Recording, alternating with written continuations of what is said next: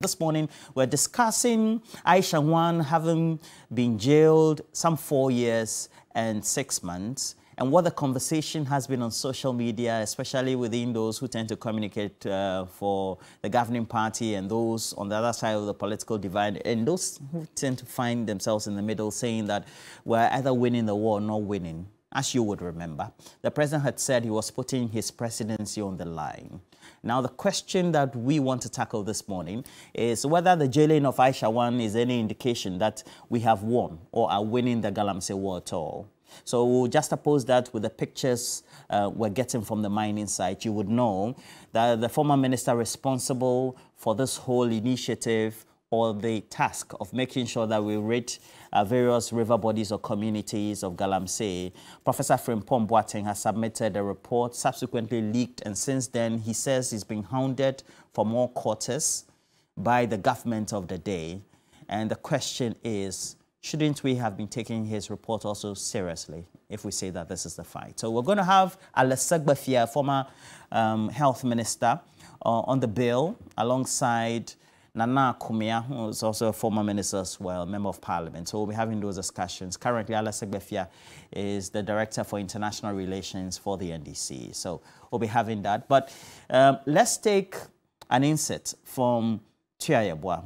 He's a deputy attorney general for Ghana. He's been responding to the jail sentence of Aisha Huang, the Galamsey queen. And you charge him for committing an offense some time ago. If you are able to prosecute him successfully and he's to be sentenced, the sentence then should be the sentence that you can use. You cannot use the new regime. And so far the sentence then was to the fact that the maximum of 5 years, we think that's the right position of the law. We can also not amend our constitution at this stage, but that's the law even worldwide. At the time they commit the offense, the punishment there is what you are supposed to give when you are convicted of that offense. We were that's why we came to court, and we knew that the maximum that we could get would be 5 years. He maintained his office will go after other illegal miners. She's someone that has gotten her name in the media a lot. Today, she's come to the end of the road. We're able to successfully prosecute her. She's going to spend 4 years, 6 months in custody. It should be a lesson to the others that you may be engaging in illegal mining, but when your time comes, the law will deal with you in accordance with what we've had. So it's a fight that we have not won. It's a fight that is a continuous one. As I just said, we all need to take part in the fight. Aisha is going today. The next time we come to court, if others have committed similar offenses, they also have. Is a deputy attorney general. So we'll get into the conversation very soon as we also build up to this time to make sure that we look at all the nitty-gritties as we also get to be part of the conversation. For many of you who have joined us on social media, we'll be also acknowledging you very soon. But it's been 10 years of Wembley Sports Construction Company Limited, and Robert Coleman is a great guy who is always helping us. And if you remember, we did an initiative with physically challenged person, and he was on hand making some great donation. 10 years of Wembley Sports, and if you look at many of the astroturfs that have been built in the various constituencies and communities, he has been at the forefront leading Wembley Sports. And we have to say, Robert Coleman, great guy, great work you've done. Now, well, we're able to play 24/7 football matches, 24/7 under floodlights on all his parks that he's built. So for those who want to participate in games, football, etc., you can even decide that, well, the time for our event will be midnight, and you can still do that 24/7. It's a 24/7 cycle facilities that he's built across the country. Robert Coleman. Shaddai Adote, you've joined us. Shaibu Mohammed, many of you joining us as well. We're grateful that you've joined us. Mr. Alasegbefia, though, is in the studio, and so we'll kickstart the discussions for us. What's your own observation so far? Good morning to you. Good morning to you, Roland. How are you? Good morning to our viewers. Yes. When you heard the news about Aisha Huang, that should have been good, at least. There are good aspects of it, and then there are also some question marks. Like what? The charges. And I stand to be corrected. The AG's office may have done the best with what they have. But she seemed to have committed a whole raft of offenses. One to do with mining, one to do with returning to the country after being expelled, etc. So there could have been a raft of charges which could have, I hope or suspect, but I cannot, which would have left to charges that had a higher sentence. If you charge somebody with sentences that are limited to a certain sentencing regime, then it means that the judge cannot sentence you higher than what the charges are.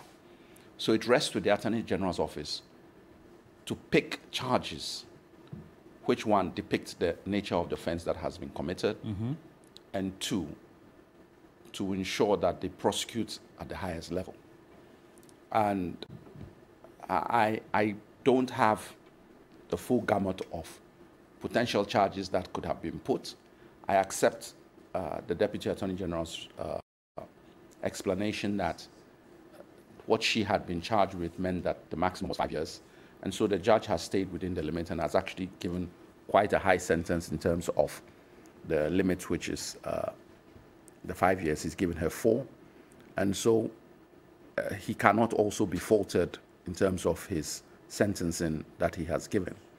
The question still remains, though, were there any other charges that could have been used instead of what was used to give her a higher sentence? Because for the offenses that are involved, 4 years is on the light side, but not in terms of the charges that were put. The AG gives reference to the fact that you have to look at the time the offense was committed, and then you have to charge according to that time, and therefore the sentence. That is also true, but without doing the research, I'm not too sure that there were not other offenses that could have been brought which carry a higher sentence than what we have. I have a friend who usually will come to Ghana sparingly, lives in Charlotte, North Carolina, Dr. Carl Dominio. Good morning to you. And he said the last time he was in Ghana, just very recently, he decided to make some travels to the Western region. He saw the river bodies and was appalled. Now, if you look at what really the extent of damage has been on the ground due to the excessive exploitation, again illegally, but more so unconventionally, by individuals like Aisha Huang, also carrying along more individuals and so destroying the environment. Do you think that is commensurate to the commitment, so to speak, for prosecution of some of these individuals by the state or government? No, I think for the judge has sentenced in what she was charged with, and he's done his bit. But I keep going back to the point that there must be other charges that carry greater sentences than what. And they should have looked for those charges and charged her with it. Because she is actually the benchmark for how the government is going to be perceived on how its fight against Galamsey is going. This is a lady who is involved in illegal mining. This is a lady who was given what can amount to a pardon or a slap on the wrist because the government didn't prosecute her. They deported her. She breached that and came back into the country to continue with illegal mining. The 4 years does not in any way, for me, adequately demonstrate that we are going to deal with people who are involved in Galamsey in a very stern manner. And therefore, to use charges that don't carry the weight of what has happened, they are forgery of documents or using illegal documents to come in, breaching. We have to look across the whole gamut of potential charges. And if that has been done, and our sentence regime leaves out with a maximum of 5 years for everything that has happened, then we really have to go back to legislation and see where we are going wrong on it. If there's new legislation, but because of the time she committed her offense, she gets away with it, then a full explanation should be made by the AG's office. And no doubt there will be other lawyers who will be doing their research to see whether there couldn't be other other charges that could have been brought. Because actually, 4 years with the fine that has been imposed, the fine was also on the low side, considering the activity that she's in. And I suspect that if you don't pay your fine, then the sentence is subsequently increased as well. But considering the amount involved, she doesn't even have to blink to pay that type of, considering the activities that she was involved in.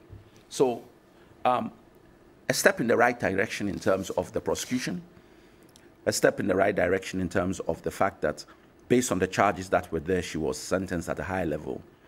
A retrogressive step, potentially, without doing the research, I stand to be corrected, but I'm not satisfied that we charged her appropriately. And if you don't charge properly in terms of what could happen, then you end up with this type of sentencing. If you look at the time that we launched the whole fight against Galamsey with Galamstop, and then what has now been known to be the leaked report of Professor Frimpong Boateng, for which he's spoken extensively about, and then the reaction of either the state's apparatus, whether it's the national security apparatus, the Jubilee House, or the presidency itself, etc. How do you juxtapose that with what the rhetoric is in terms of what government's commitment is towards fighting Galamsey? The NPP is noted for saying all the right things and doing all the wrong things. So the rhetoric is always in the right direction. There will be no haircuts.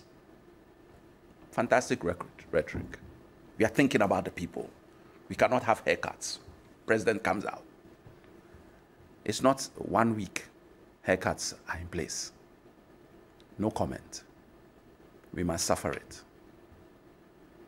I will build 111 hospitals in 18 months. Fantastic rhetoric. Ghanaians are suffering. There's COVID. We need to get hospitals. Fantastic. Where's the hospital? 1. So in terms of the rhetoric, saying things, I have put my presidency on the line for Galamsey.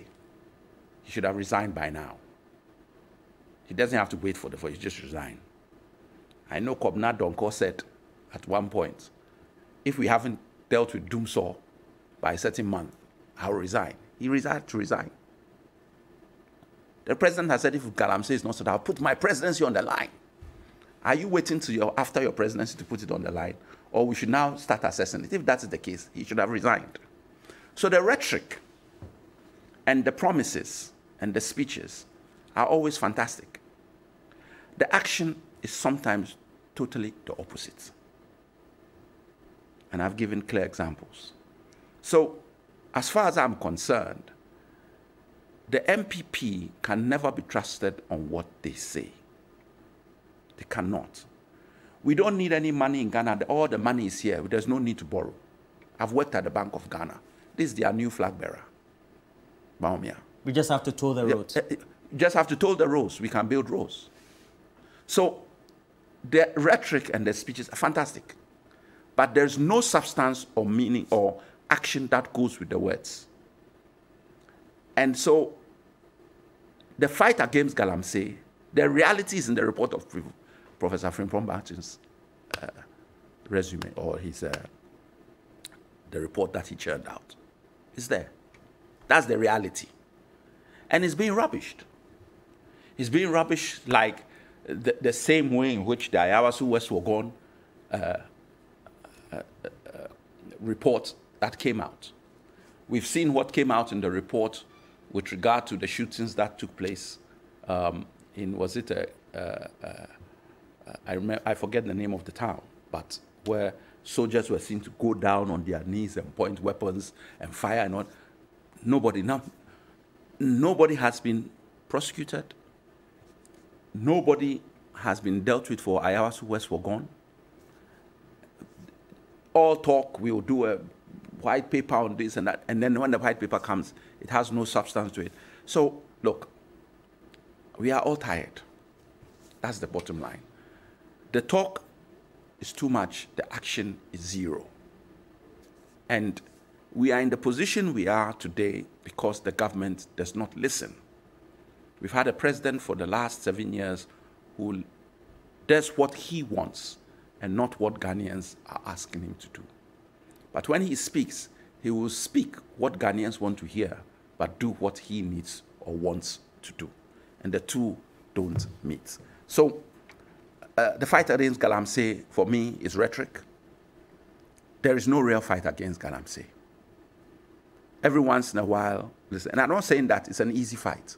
There was a debate or a conference yesterday in which players in the area came to speak. And when you listen to the program, you recognize that the problems are very deep and have to be looked at very closely.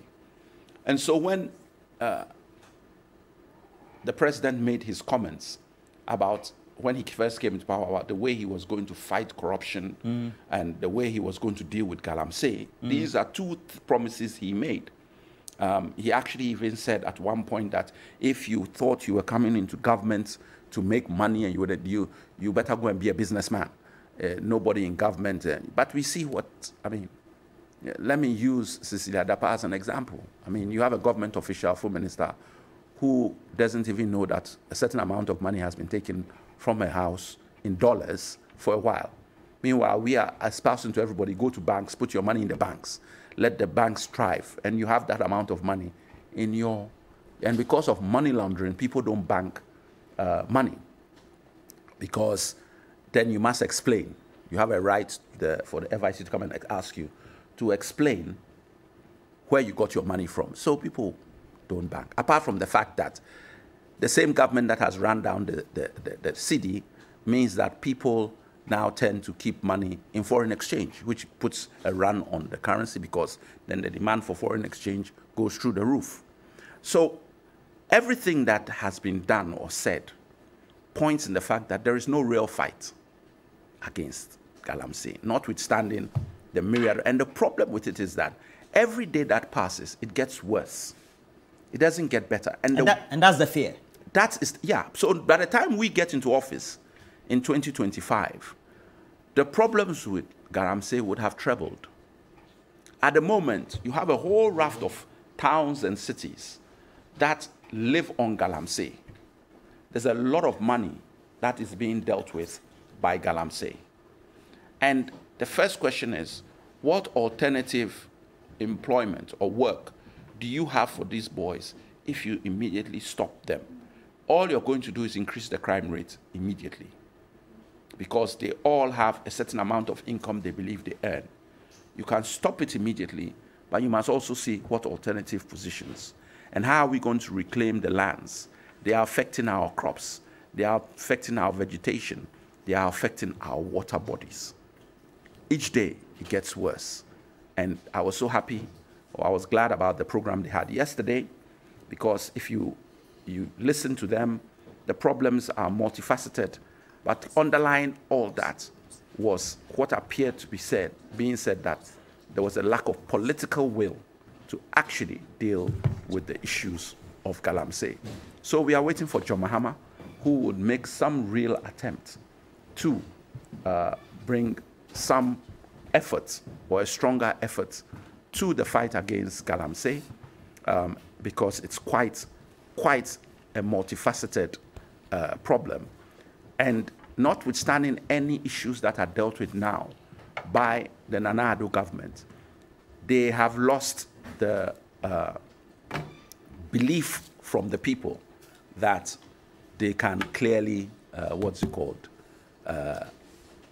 deal with the issue of Galamsey. So no matter how much they do, that public perception that this government would do anything worthwhile for Galamsey is lost. And as a result, this has made their job easier. Anything they do now, people take it with a pinch of salt. And that is the problem that they have. And that's why we keep saying there needs to be a change of government to at least give some confidence that a new approach can be brought to the issues that, and at least they can begin to believe the people that are speaking. At this moment in time, I think that is lost, and that's the difficulty this government currently has. Well, we've been joined by Nana Kumia, and Nana Kumia, good morning to you. How are you? Morning, Roland. My name is Roland. Well, so at the end of the day, a good milestone has been achieved with this jailing of the Galamsey kingpin. But of course, we all know what the comments... She's a woman, yeah? Well, queen. So queen pin. Okay. Is there Queen, something Queen, like that? Queen is fine. At the end of the day, we know what the initial rhetorics were. Yao Safumafo at the time interacting with some key individuals at the United States says because we wanted to take a loan from China for Sino-Hydro, etc., for which we made a lot of noise about that. The accusation is that the commitment initially at the start of this whole exercise seemed to have been very lame compared to what the rhetoric is. Now that we've gotten this, does that justify that we're winning the fight or we have won the fight? Well, thank you. The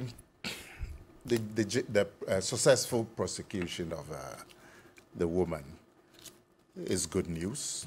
It's good news because this woman over the last 10 years or so has come to symbolize Galamsey in this country. Everywhere you talked about Galamsey, the name Aisha Huang, Aisha Huang, Aisha Huang. And she clearly was a queen, I don't know if you can say kingpin, but she clearly was a kingpin, I mean, so to speak, in the Galamsey activity. And it's a good thing that finally she has been successfully prosecuted. Now, you had mentioned that there seemed to be some lame effort to prosecute her at the start, when the criticism had reached a certain crescendo, to the point that Yao Safomafo, if you remember, went to the United States and said she was a key individual because she was a Chinese. Before this prosecution, this woman has managed to manipulate her way in the Galamsey business for a long time before Yao Safomafo. And you know that she actually got her permanent stay in this country in 2014 or 2015. Yeah, that's public record, yes. You know, and several times she was accosted and she was released. 2014, 2015, 2016. So I don't know what strings that she could pull to be able to evade successful prosecution over the last 10 years. You mentioned Safomafo. At that time, the decision was that she should be deported. Sure. And deportation has been a regular response of government to Galamsey. It's very ordinary response indeed. And yesterday, Inusa Fuseni, who was his colleague, my brother's colleague, told us that he facilitated deportation of over 5,000 Chinese people. So deportation was a regular thing. And Aisha Huang, at one point, was also deported, which was keeping in tandem with the regular government response. So I don't know if you can describe that as a lame response, because that was the order of the day. And over 5,000 Chinese had been deported, not just Aisha Huang. But then she came back. After the deportation, we found out that she's come back into the country and she was still engaged in those activities that led to her deportation. So clearly, this was somebody who was not prepared to repent. You know, she came back under different names, different guises. The time that we got to know that she was back in the country, when she was actually applied to be given a Ghana card using a different name. And then when they were checking the records, they discovered that this person had actually had a Ghana card issued to her in 2014. Because the bio was the same. And that was when we got to know that she had actually come back into the country. So obviously, she's an unrepentant sinner, and tougher action had to be taken against her. She was deported like Another 5,000 Chinese was deported. But obviously she said, so it's a good thing that she had brought this upon herself when she was deported. If she had, sorry? No, not you. When she was deported, if she had complied with the deportation, the terms and conditions, she wouldn't have been in jail by then. But she came back. That showed that this woman had stronger action had to be taken against her. And I'm happy, and I'm sure many Ghanaians are, that she's got this jail sentence for 4 years or so. As to whether it is going to stop Galamsey, you and I know that that is not going to stop Galamsey. Galamsey has been so endemic in this country that it would be strange to think that the successful prosecution of one person would stop this activity. This activity is going on despite the best efforts of governments. You remember in my brother's time,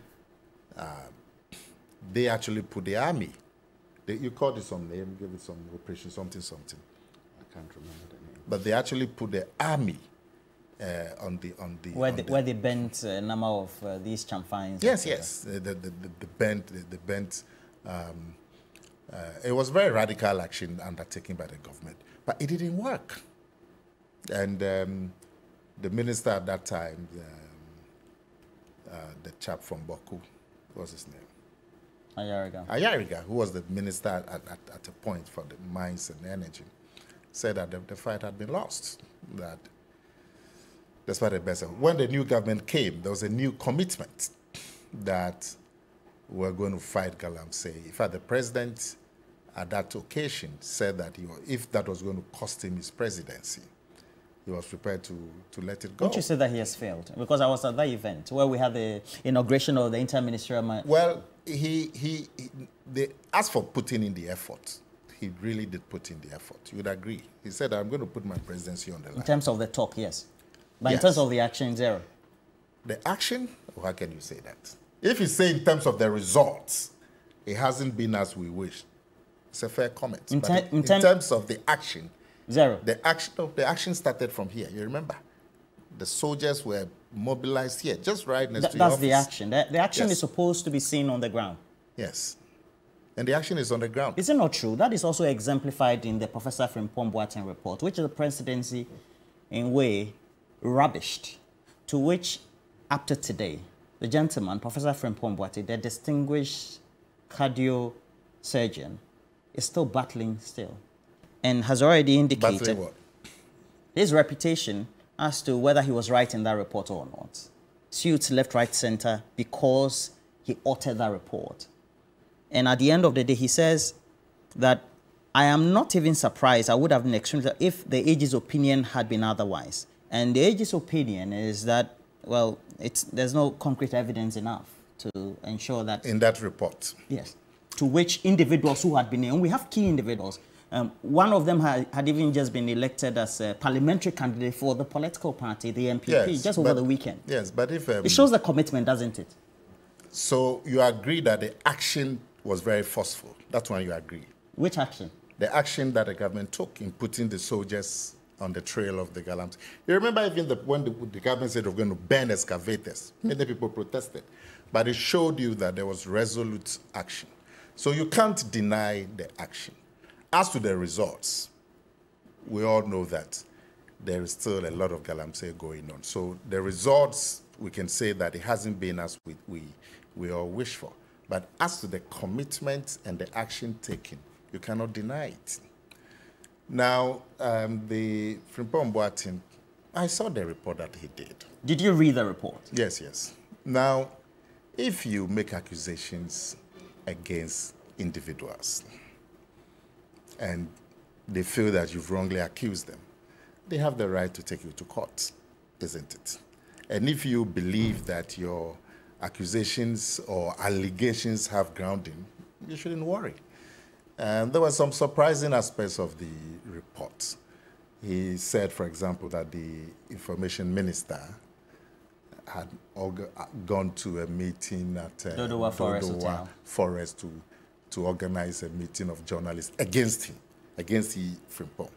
The information minister says, I did no such thing. I was invited to a program.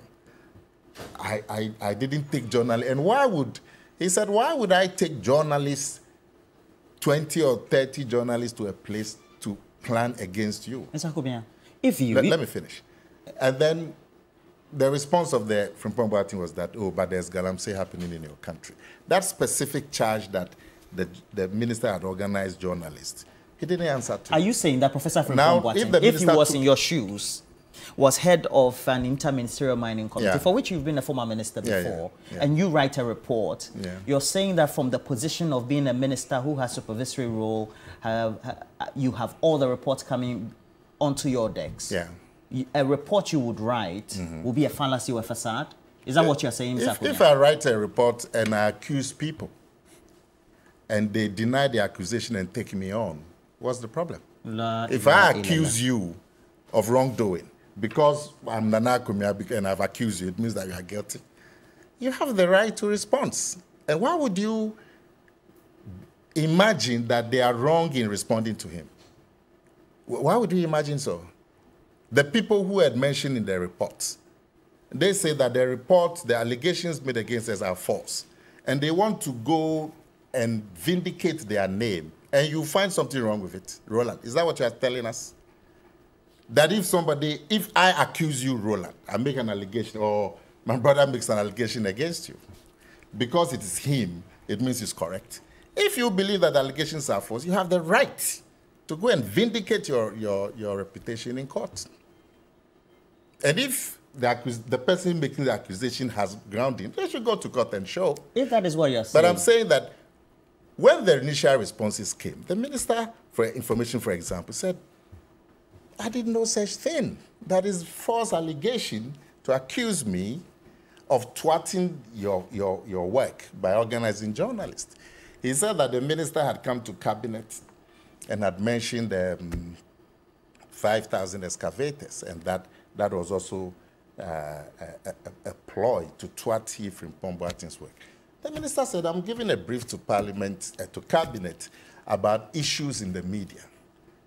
And as part of those issues, I gave the instance of how the 5,000 excavators was trending.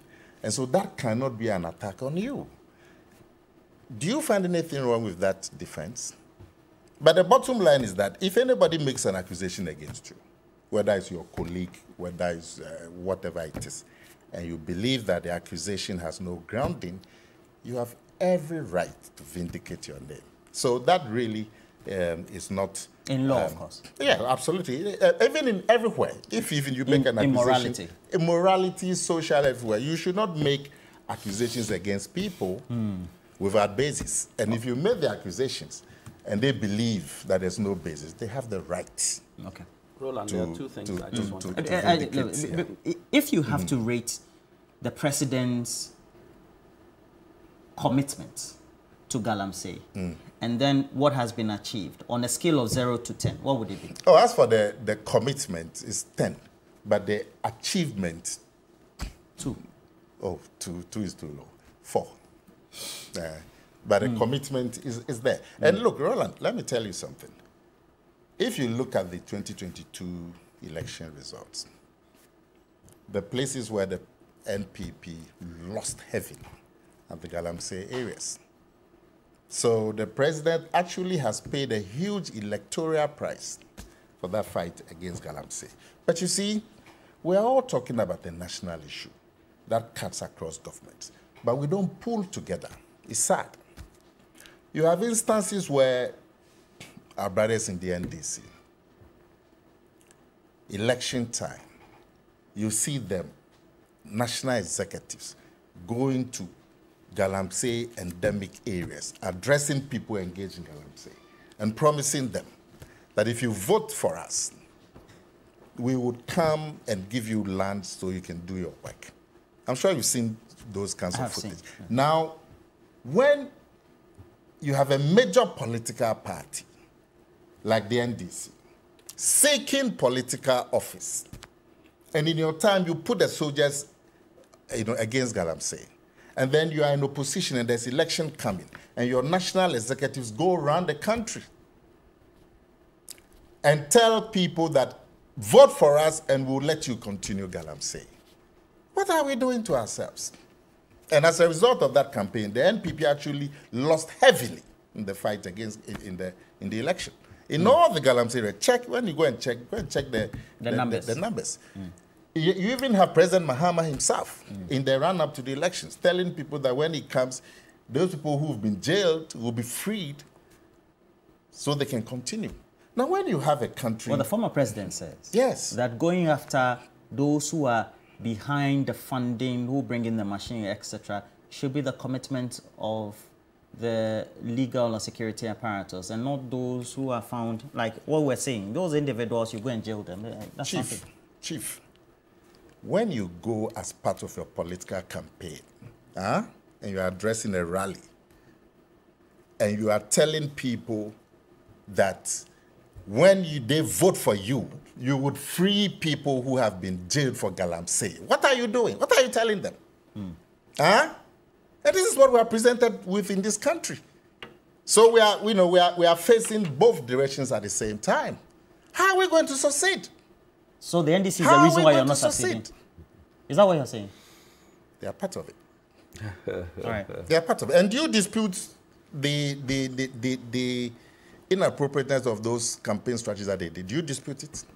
No, I don't dispute it. Do you dispute the content of Professor Frimpong Boateng's report, the minister heading the interview? The Frimpong Boateng report have not been mentioned. The people who have been mentioned dispute it, and they've taken him to court. He should go there and prove that indeed he can give evidence to what he's saying so that we can move forward. The people that he mentioned are saying no. All right. I mean, we dispute what he said about us. And I give you the instance of one or two of them, particularly look, he mentioned one lawyer, Ochedakun. Yes. And he said Ochedakun had called him.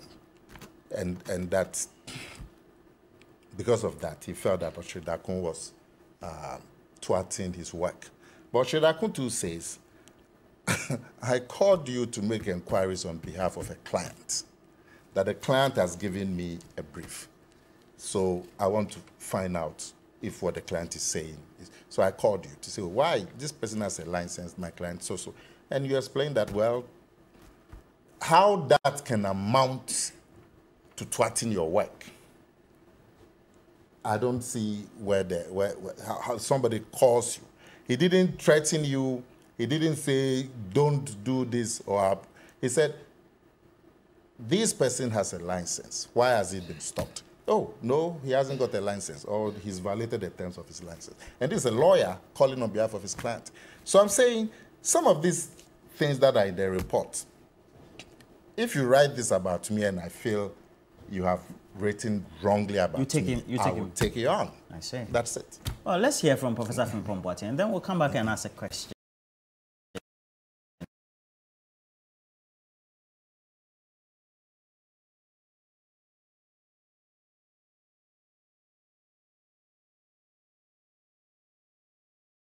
The segment here, where puts tests and the citizenry in those areas in two minds as to whether there's a commitment or not.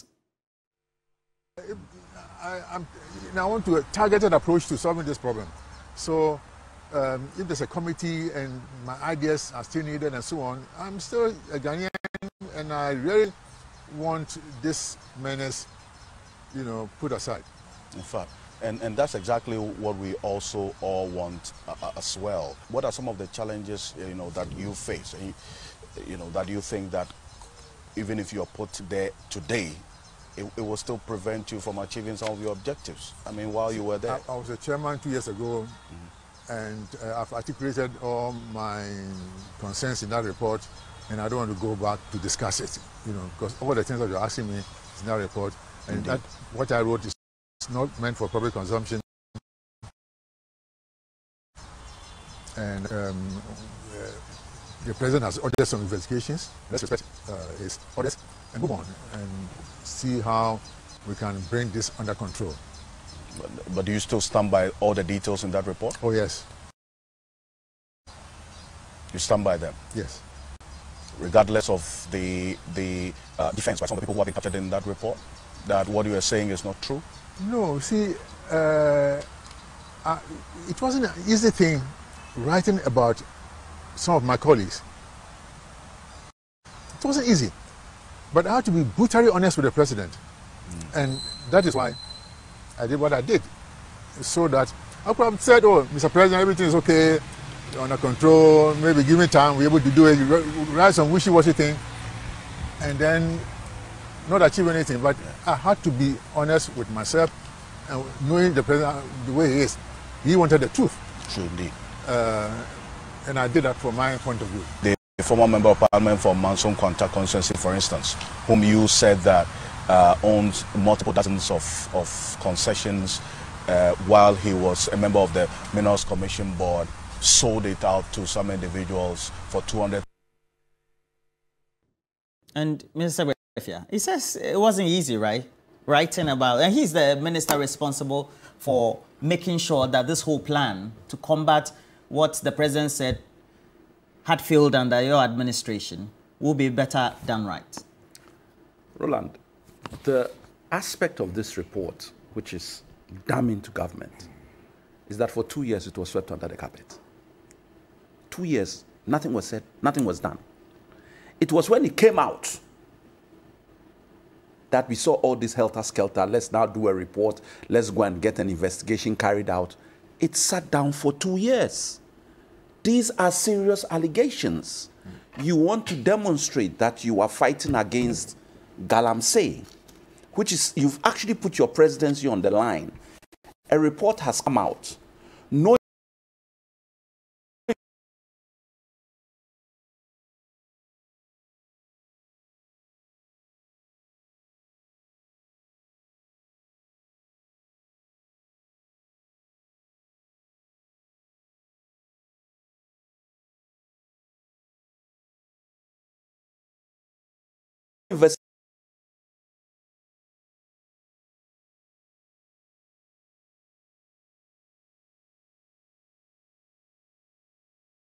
investigation, nothing is asked about for 2 years. When it is leaked, he didn't put, then we give the impression that we are now doing our investigation, this person must be cleared, this person hasn't done this and that. And the Galamsey is still rising.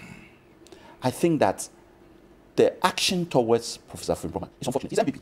He's been a stalwart in MPP. Politically, we will have our arguments every day. But in terms of his professionalism and who he is, I give him his respect. Well, they say that he mentioned names, and the names have to defend themselves. They are entitled to. I'm not worried about the process where somebody says, look, if it was me, I would do the same, if I believe I'm right. The question is, even if 20% of the report question marks, which you can play legal gymnastic with, what happens to the remaining 80%? So one aspect may be wrong, and the rest is all rubbish. It doesn't work like that.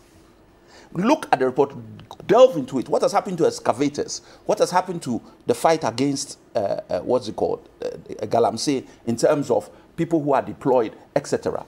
We are not saying that this is a new problem. It has been there from long. But you were going to solve it. Why? My brother is talking about campaign promises and issues. When they came, we lost election. He is saying that their numbers reduced. We lost election because of Dumso. But Dumso existed in Kufuor's time. Kufuor was there. Didn't they send pastors to pray? What's your point? The point I'm making is simple. When a problem exists, he was making the point that we may have said certain things during a campaign period to win votes. May. No, it's May. Because, look, if you want to play back... You are disputing it. No, I'm saying that... There are videos. I'm not disputing what... You don't have to play the videos? Please, listen to what I have to say. Okay. They don't use May. No, May, because I am saying that when I talk about what people say, I look at the caliber of the person talking. President Mahama indicated that we will come with a regularized position for the Galamsey people. In terms of streamlining environmental. Exactly. Okay. He never said he's legalizing Galamsey or he's going to allow them to do Galamsey. He didn't say that. He said that we will regularize the Galamsey boys so that they have a proper process of dealing with mining. So if you hear a regional secretary or this thing talking about we will let you do Galamsey, it's not the same as a president, flag bearer, chairman, or general secretary of the party speaking. That's the point I'm making. Because then you can hold on to it well, and to say be that. fair, is it Kwekubuahin also? He's not. He's a national. He was a national executive at the time. Look, if we want to deal with national executive promises, we won't get anywhere. That's why I said chairman, general secretary, running mate, or vice president and president. Why, when we are quoting, I don't go and quote. I quote what Nana Addo said. I quote what, what's it called? Baumia said. I'm happy to quote what, why, if Nana Akomia sits here and makes a promise or says that we'll do it, he's got weight because of the caliber and the stature in the party. But he can still be put aside because he's not speaking for the party. Irrespective of that, they still represent the party there. Well, it's up to a point. They have what we call plausible deniability. Okay. So it depends on the caliber of the person speaking. Let's not play that, play it down. And that's why when he says, look, he says, Ayariga said you have given up the fight. I don't remember that. It's never true. Ayariga never said, as far as I'm concerned. And if he did, then I stand corrected. But Ayariga raised concerns about the fight. But he never said we have given up in his aspiration. No. Why?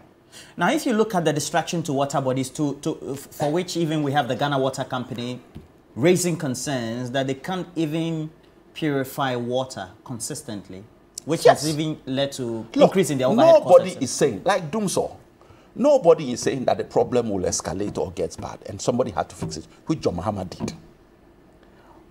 Said by Chairman Sabosu, majority leader of their party. When he speaks, it carries weight. If Nana Akomia had come and said it, it will carry weight, but it can be debunked because on what position? On what basis? Only his historical record will it carry that way. But when your majority leader speaks, it carries weight. And he has said that NDC solved Dumso. Doesn't mean Dumso didn't exist before. It existed in Kufuor's time. But as the demand got greater, it got more difficult under President Mahama. And he solved it. You have come. The question is, okay, you have taken steps, you say, to solve Galamsey. Is Galamsey worse? Dumso was not good. We solved it before we left. Is Galamsey better or worse than when you came? That is the $1 million question. And so he's talking about results. He's marked them 4. I'm in negatives. Because we have got worse than what you came and met. If you were at, Galamsey was at 10, Galamsey has moved to 80. So you, in terms of results, you have done absolutely, you can put in all the measures and talk about what the plans and this, but they have done nothing with regard to Galamsey. And the example of Gabriel Tridaku's issue when he raised is fine. The problem is that up to now, nobody is sure of what Gabriel Tridaku's role is. He's a private individual who has a lot to say about government issues and government system. So that is going to be a very interesting. Well, he says we all know he's related to the president. That is the but issue. He says that doesn't make him a government official. It doesn't. And really, that's the position. No, I don't have a problem with that position. But I'm saying that he speaks a lot for government. In terms of when I say speaks for government, he always has a position on government, which turns out to be right. Right. Chief, you see, we need to be objective as a country. We are not? We are not. Okay. We know. The president gives a commitment, and the assessment is... No, all the presidents have given commitments, and they have done something. No president in this country has folded their arms against Galamsey. All of them. Look, President Mahama, in May 2013, he set up an interministerial task force. The people in the task force, Inus Afuseni, who was the Minister for Lands, the Defense Minister, who was Woyongo, Interior, Kwesi Ahoy, Joe Otin Ajay, what was his position? Hannah Tete, who was, I think, the Foreign Minister or something. They were all in this committee. Energy. These were interministerial cabinet team. Against Galamsey, they seized the equipment, they arrested and prosecuted, they deported, they revoked license. What's your point with this? I'm saying that all the governments that have come have fought against Galamsey. But we all know that the efforts have not been as successful as we wish. We can see it. So you are saying it's But you see, I'm saying that, no, I'm saying that as a nation, we are fighting. But we undermine our own fight. When you have a political party going to incite people against government and telling them that when you vote for us, we would come and ensure that you continue Galamsey. How do we win? Look, and he's telling us John Mahama was talking about alternative livelihood. Let me read to you what John Mahama said. Please do. Eyezu. He was speaking. I'm responding for you. No, but I'm also responding. He was speaking at a Durban, a political Durban in a place called Odumbanso. He said, Eyezu, when we come, all those who have been arrested for engaging in Galamsey and jailed, we will give them amnesty so they can come back. Eyezu, I believe they have regretted. So when we release them, we'll give them another chance. This is campaigning in 2020. So what's the now, when you go and tell people this, you're undermining the fight against them. So John Mahama is the reason why they will vote for you. Okay. So John Mahama is the reason why is the reason why the government of Nana Addo Dankwa has failed or has not succeeded. It is part of the reason why we have failed as a nation. Because when you go and incite people, why would they stop Galamsey? And they voted for John Mahama in all these areas. So don't come and tell us you're talking about alternative. Is John Mahama the head of the Inter-Ministerial Committee? No, but let's go back to the statement because he has not said what he said. He's read the statement. That's okay. I have read you the statement. But you said that there are public videos on. There are public videos. Why No. I'm saying no matter what the rhetoric is, I'm asking. Yeah. There's a commitment for which we have the government of the day that's in charge of all state institutions with a policy direction. Yeah. And so why would an opposition leader's comment lead to you not being successful to a national plague or problem? Let me ask you a simple question. Do you know that one way of checking crime is preventive? Do you agree? Always. So when you are instigating people to get into the crime, how is he instigating people? You are telling them that when they vote for you and they can, you release all the people. So they will vote for you so that you, and then you say that when you can, you give them another chance. No, Nana. If you have time, read the whole thing. No, we don't have the time. I'm using only you the videos. No, I'm looking at yours. Stop read. Now I'm saying to you that as for commitment, all governments that have come have shown commitment. It's just that the NDC, when they got into a position, have been doing things that undermine government's efforts, like I've read to you. He says that the national officer there, the national officer took somebody to the communities, and he said, this is the man who will be appointed, be in charge. And so I'm bringing him here. And the man too was there wearing some hats in the sun. He didn't want the sun to burn him. And the people were gathered around him with their Sophie, what do you call it? The digging equipment. I said, this is the man who will be appointed when John Mahama comes. So I brought him here so he will know you people. So when we come, you vote for us and we come, he will give you poll land so you can do Galamsey. He says that a national officer, he says that as for him that we should disregard his words. Because this doesn't help your case. You say the man is a small man. He's a big man in your party. If you even leave him, I'm saying President Mahama himself. Now, look, he says 2 years, there was no action on Frimpong Boateng. Really, when I look at the report, unless maybe there's some other evidence that is available, but the report that I saw, that he talked about, you're rubbishing it. The minister, I don't see any merit in it.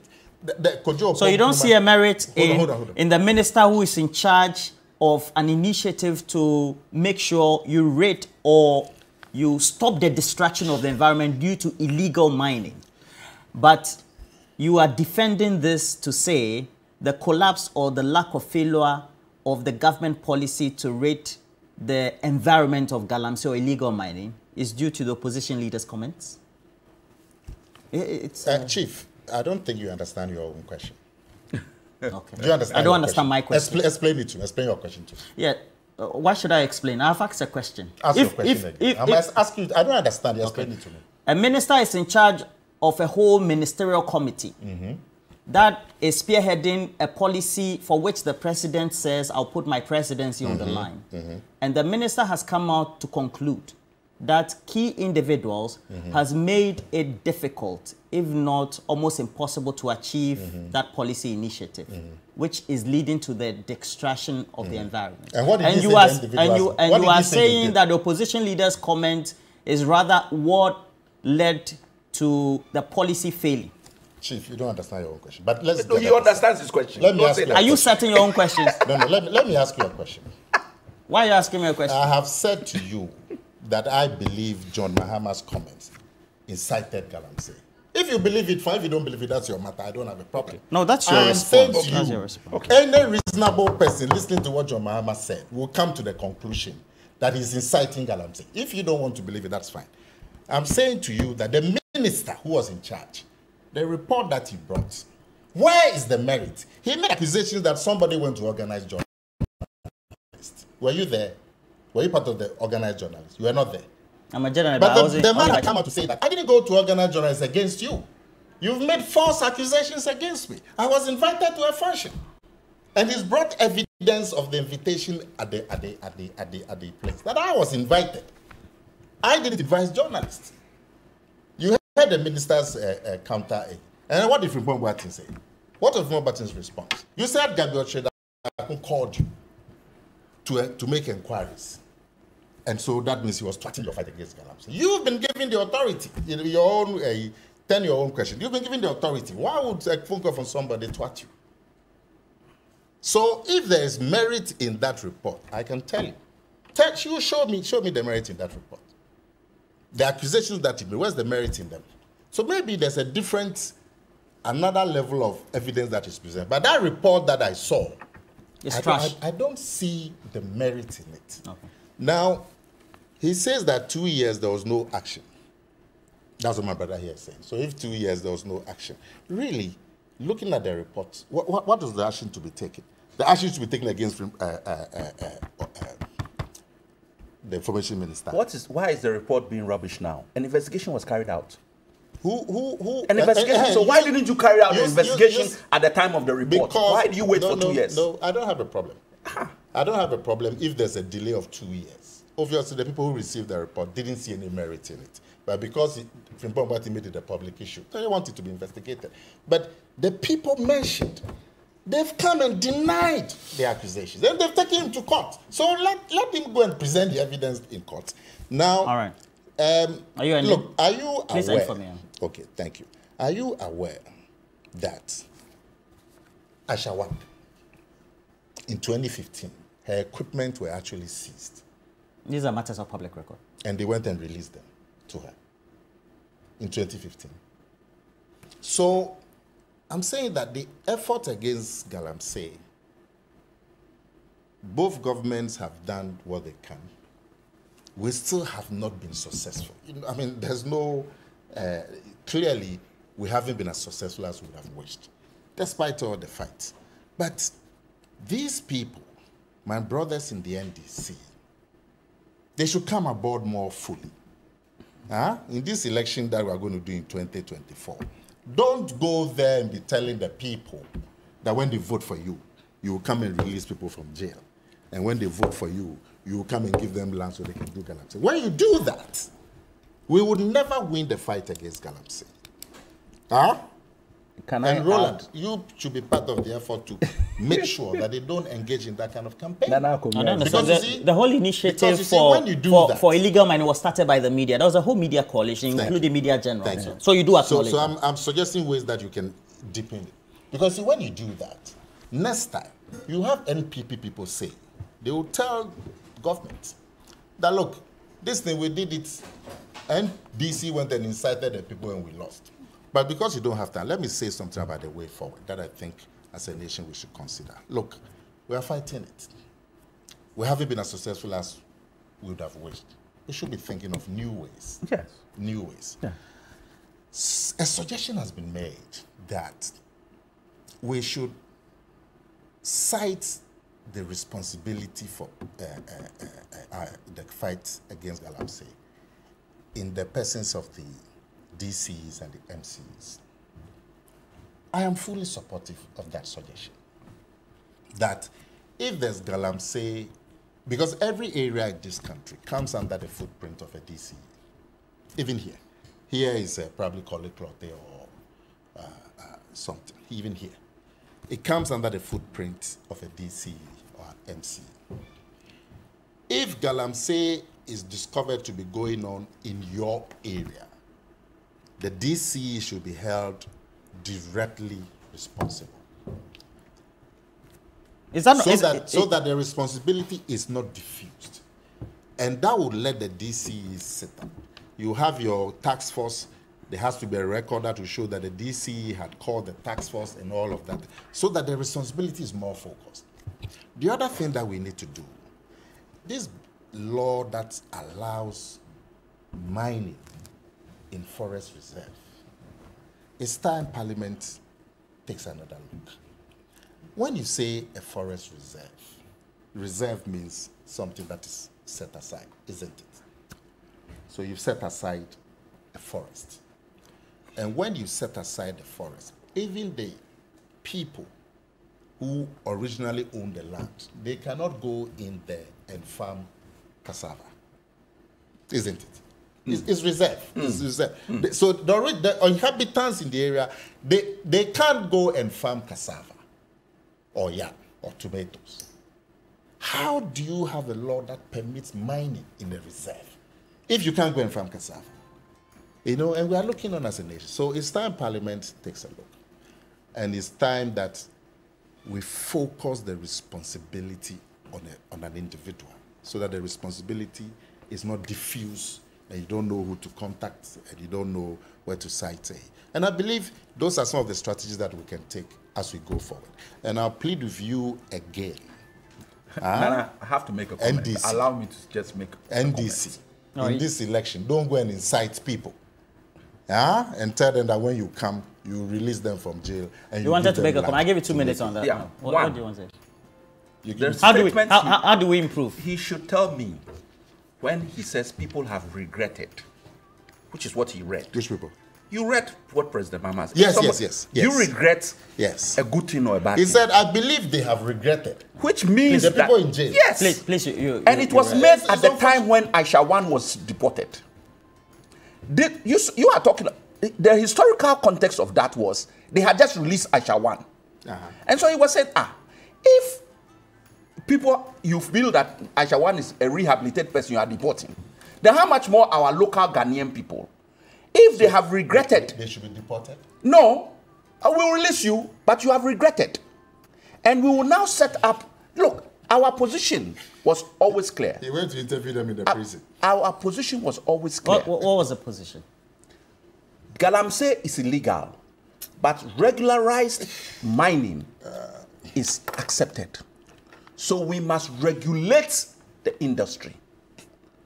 That has been the official position of the party, which was touted by the flag bearer, and that must be made extremely clear. So, apart from the other things that he's saying, look, Nana has spoken. I have also said my piece. We shall all go home and look and listen to what I've said. Galamsey has gotten worse under the MPP. 0 to 10, you rate it? Minus 10. He says 4. You can't there is why? Look, if you are so, at what point do you start measuring? But Roland, at what point do you start measuring? Commitment and results. So ask him the question properly, so he can. Okay. Commitment. There's no commitment. There's no political will. Okay. There is no political will. It's all, I've given you examples already. You are committed. In terms of the initial commitment, you look at the launch, the 0. But when they said they would ban excavator, you protested. And you had... You see, it's when we downplay these issues. When we downplay these issues. The Minister of Education went to Parliament and then stated his reasons why he... The school reopening. Yes. Yeah. Just a comment on it. Because, they just released the result. There's a disjoint in the calendar, the academic calendar. Normally, the schools all reopen around September, October. And it's been like that since I was a little boy in school. Because of the free SHS and the huge extra numbers that came, and they had to do all these adjustments to accommodate the extra numbers that came, there's been a disjoint in the calendar. Last year, they reopened in February. this year, they want to reopen in December. So that gradually they are coming back to the September, October. Okay. Yeah. I think the issue had to do with the lack of a published plan. So if everybody knew that the schools will reopen on 4th December, then people would have enough time to prepare. As it is like sudden, and people then have to go through extra stress in meeting the date for reopening, But if there had been a publication of the schedules from like 2-3 months back, that we will reopen in 4th December, we will break on 20th or 21st December, and so on and so forth. People will be prepared. Those should have been outlined. Yes, okay. But otherwise... Have you had calls from parents who are saying the time was too short, etc.? No, the calls rather that I get is people trying to get you to intervene so they can get the schools that they want. Okay. All right. Thank you very much. So it could have, the stakeholder planning is bad. Could have been better. Bad planning. It's bad planning. I mean, in effect, what they've done to parents is unfortunate. The planning is bad. Let's accept it. And people cannot be rushing to go to school for 2 weeks and come back. Well, so what is the essence of them going to the school? What's the essence? It's more than 2 weeks. 4th to 21st is more than 2 weeks. You are not even shy. You are saying this. I want to... So 21 days minus 4. So 4 plus 14 is 18. So it's 2 weeks and 3 days. That's what the 3 days has left out. So yes, but you see, like we have said, but there are some who go today. Have been done better. They are going. It could have been done. It could have been done better. It's a bit of a rush. Thank you very much, respectfully. And then also Alex Egbafia, thank you very much. Grateful. All right. He comes here to do propaganda. Yeah, so again, we encourage you. We have the short code *439#. It goes for you to cash out, and make sure that you cash out throughout the morning. And when we do the draws, you will be the end beneficiary, because we're going to have money credited into your mobile money account just because you're an ardent patron of Cash Out right here on TV3 New Day. We're taking a break. We'll be right back with more.